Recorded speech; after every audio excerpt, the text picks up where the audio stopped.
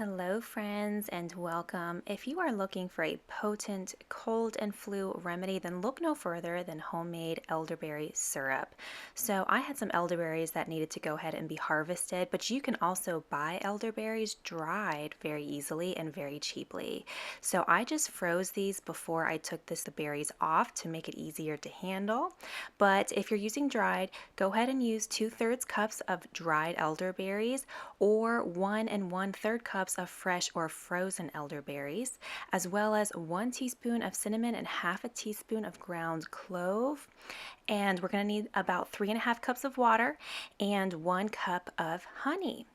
So take this all to your stove top, and in a saucepan, we're going to turn that on high, and we're going to add our filtered water here, and we're going to add the berries and our spices. Now you can also add ginger, which will also help. However, I decided to not add ginger this time. I make a lot of other cold remedies with ginger as it is, so I opted to leave that out, but add it in if you would like. Now, this is going to be brought up to a boil, and then we'll turn it down to simmer on the stove top uncovered for about 30 to 45 minutes. Now, I got this recipe off wellnessmamasblog.com. I will leave her website down below in the details for you to visit, but that is a wonderful resource for all things health related and family related to keep our immune systems functioning during those cold winter months.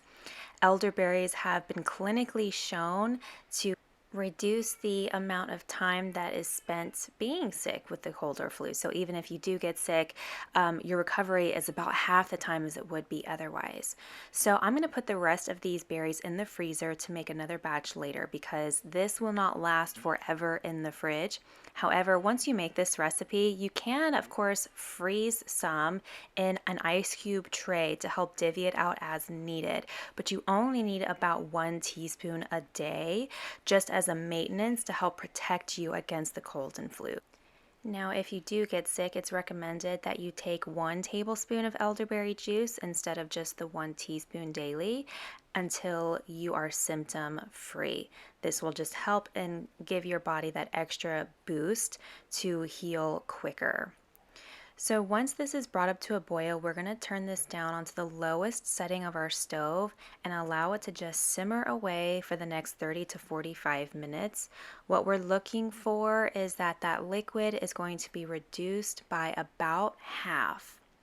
So just keep an eye on it, give it a stir every once in a while.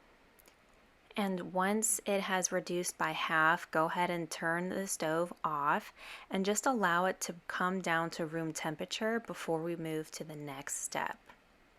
So once it has cooled down, go ahead and take a masher or just like a flat spatula, something to mash the berries with. This is going to just get the rest of those juices from those berries. You don't even need to put this in a blender. It's very soft at this point, but any of that leftover pulp and or twigs that got left in there will be strained out. So after you've mashed everything up, go ahead and put it through a strainer just to separate the pulp from the liquid. Now you can compost this pulp.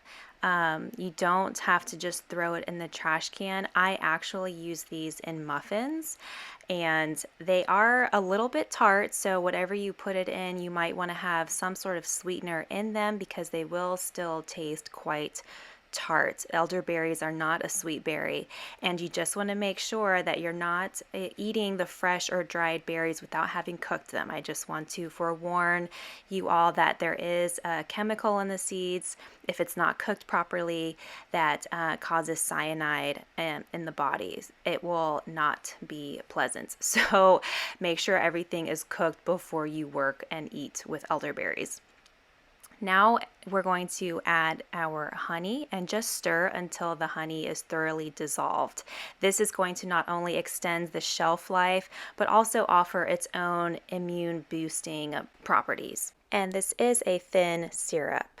This makes about a 16-ounce recipe. So for my family, there's 5 of us taking this on a daily basis, just a teaspoon a day, not even necessarily every day, and that will be about 1 month. And for me, this is fine to go ahead and just store in the fridge.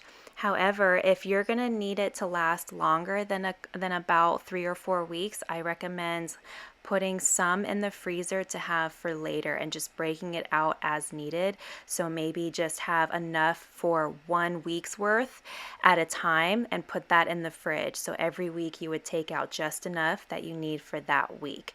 You can also can this, that's another option. However, it's totally unnecessary and it might actually take away some of those beneficial nutrients. And there you have it, a super easy and cheap, homemade, potent cold and flu remedy for your family. Thanks so much for watching. I'll see you next time.